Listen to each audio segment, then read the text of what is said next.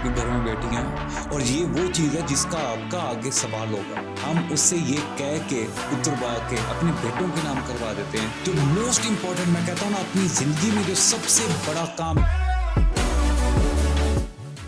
ज़माने जहलियत में एक दौर होता था कि जब बेटियों को पैदा होते ही जिंदा दरगोर कर दिया जाता था। आज के दौर में और उस दौर में कोई ज़्यादा फर्क नहीं है टेक्निकली। आज के दौर में सिर्फ जिसके घर बेटी पैदा होती है, बहुत स्पेसिफिक केसेस में बात कर रहा हूँ मैं, और जिनको बात कर रहा हूँ ये इसलिए वीडियो बना रहा हूँ कि आज की जो वीडियो है ये बेटियों के नाम है, सब बेटियों के नाम है। इनफैक्ट मेरी अपनी 9 साल की बेटी है, तो मैं खुद इस चीज़ में बड़ा रिस्पॉन्सिबल होके इस चीज़ पे बात करना चाहता हूँ और कर भी रहा हूँ, और इसको रिकॉर्ड पर्पस पे भी ला रहा हूँ क्योंकि बहुत से ऐसे काउंसलिंग केसेस के ज़रिए कुछ ऐसी चीज़ें मुझे जानने का मौका मिला, एक्सपीरियंस करने का मौका मिला, करीब से देखने का मौका मिला कि वो जो बेटी है, वो जो ज़माना है जहलियत का दौर तो ख़त्म हो गया टेक्निकली, लेकिन आज वो जो जिंदा दरगोर करने का जो रिवाज है ना, आज वो अपने हाथ से तो नहीं करते। आज वो अपनी बेटी को इस सिचुएशन में मुब्तला कर देते हैं माजरत के साथ कि बेटी खुद अपने आप को जिंदा दरगोर कर रही होती है। और वो इस सिचुएशन में बहुत दुख की बात ही है कि वो अपना वो रोना अपने माँ बाप को बताती भी नहीं है कि शायद उसके इस तकलीफ से जो वो झेल रही है उसके माँ बाप अजियत में ना आ जाए। तो बेटी पैदा होती है, हम उसको बहुत शौक से पढ़ाते हैं, लिखाते हैं, उसकी अच्छी परवरिश करते हैं। फिर पता क्या होता है, फिर जमाने की प्रेशर को देखते हुए हम उसके लिए जो उसकी जिंदगी का जो साथी चुनते हैं उसका अल्टीमेट बेंचमार्क पता क्या रखते हैं? जायदादें और बंगले। रेदर देन होना तो ये चाहिए था कि एक समझदार पढ़ा लिखा जिसके दिल में अल्लाह का खौफ हो, मेहनत करने वाला हो, एक ऐसा समझदार इंसान जो प्यार करने वाला हो, प्यार देने वाला हो, अब गरीबों का हमदर्द हो। एक ऐसा साथी चुनने की बजाय हमारा फोकस होता है कि एक ऐसा दामाद चुना जाए जो जायदादों वाला हो, बंगलों वाला हो, लेकिन अगर वो शाम को शराब भी पीता है, शाम को कोई मार कुटाई भी करता है, 2-4 उस पे केसेस भी हुए हैं, तो it's totally fine with this. या बस वो भी अगर इस वजह से, वो भी प्रेशर ग्रुप की वजह से, अपने माँ बाप की वजह से शादी करना चाह रहा है, एंड इट्स टोटली फाइन, ठीक है, वो मेरी बेटी को कोई खास पसंद नहीं करता, तो फिर भी खैर है, हमारी बेटी गुजारा कर लेगी, हमारी बेटी बाद में उसको अपना बना लेगी। ये कह के हम बेटी को अपने घर से वो कर देते हैं, विदा कर देते हैं। अच्छा, इसमें भी एक सिचुएशन पहले, जरा थोड़ा सा पहले ले जाऊंगा सिचुएशन में। इसकी बेटी को घर से कहते हैं ना कि रुखसत करने से पहले एक काम और करते हैं, क्योंकि हमारे घर में बेटे होते हैं तो हम चाहते हैं कि हमारे बेटे बहुत तसल्ली से, सुकून से सारी जिंदगी अच्छे से गुजारे, उनको किसी किस्म का मसला नहीं होना चाहिए। तो जो हमने अपनी बेटी की अच्छी परवरिश की होती है, उसको माशरे में एक अच्छा इंसान बनाया होता है, उसको हमने तालीम दिलवाई होती है, हम उसका जो हिस्सा बनता है, प्रॉपर्टी में जो हिस्सा बनता है, हम उससे ये कह के उतरवा के अपने बेटों के नाम करवा देते हैं कि भाई मैंने जितना तुम पे इन्वेस्टमेंट करनी थी वो तुम पे कर दी, मैंने जितना तुम पे लगाना था तुम पे लगा दिया, अब तुम जानो और तुम्हारा नया घर जाने, बस अब जाओ। कांट यू बिलीव, यकीन नहीं आ रहा ना,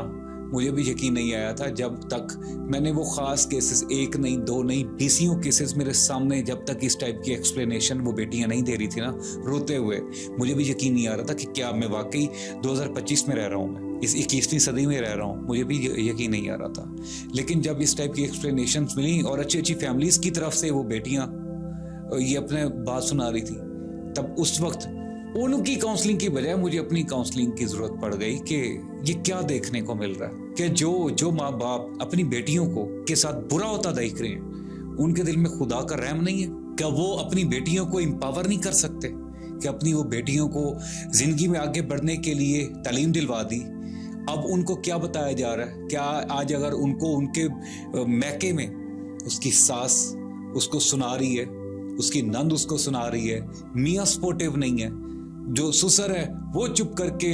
अपना कोने में बैठा ये सारा तमाशा देख रहा है और कोई अपना असर और सूख नहीं इस्तेमाल करता, और बीवी जो बेटी है वो बेटी जो इधर सब कुछ वो करती रही, जो इधर सब उसने अपने नाज नखरे उठवाए,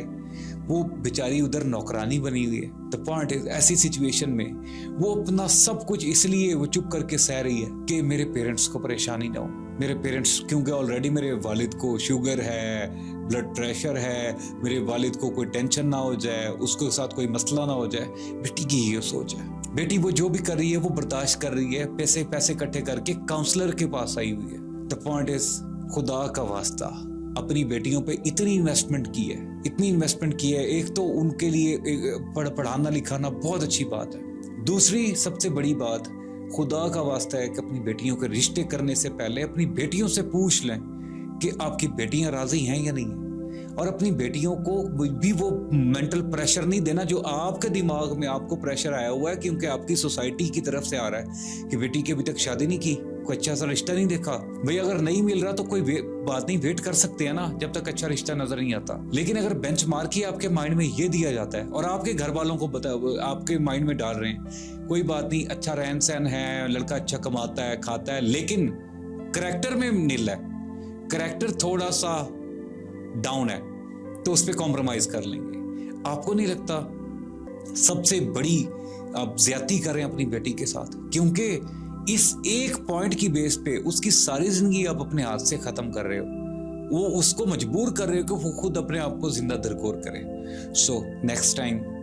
हाथ जोड़ के बोल रहा हूं, आपके घर में बेटियां हैं और ये वो चीज है जिसका आपका आगे सवाल होगा। द पॉइंट इज, आपके घर में बेटी है तो आपने पढ़ाना लिखाना है तो मस्ट है। दूसरा जो मोस्ट इंपॉर्टेंट मैं कहता हूं ना, अपनी जिंदगी में जो सबसे बड़ा काम, इंपॉर्टेंट काम कर सकते हैं ना, अपनी बेटी के नाम कुछ ना कुछ प्रॉपर्टी करवाएं, कुछ ना कुछ प्रॉपर्टी में करवाएं, ताकि फ्यूचर में यू नेवर नो, आपके जाने के बाद, जाना ना हम सब ने जाना है, हमारे जाने के बाद वी नेवर नो कि हमारी बेटी के साथ किस हाल में सलूक किया जाए। अगर हमारी बेटी एडजस्ट नहीं हो जाती उनके कंबाइंड फैमिली सिस्टम में, उसकी